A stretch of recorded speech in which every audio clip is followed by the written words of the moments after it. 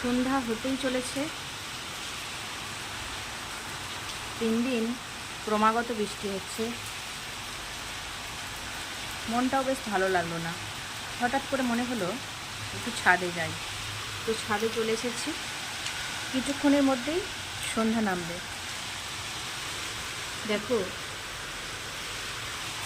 বৃষ্টি কিন্তু বেড়েই চলেছে, কমার কোনো লক্ষণ নেই। তো এই বৃষ্টির মধ্যেও আমি একটু ছাদে এলাম, কারণ এই 3 দিন সবসময় নিচে রুমের ভেতরেই রয়েছি। বৃষ্টিটাকে সেইভাবে উপলব্ধি করিনি।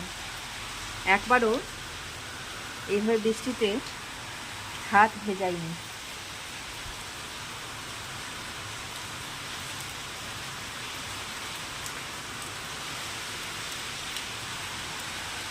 বৃষ্টিতে ভিজলে আমার শরীর খারাপ করে না।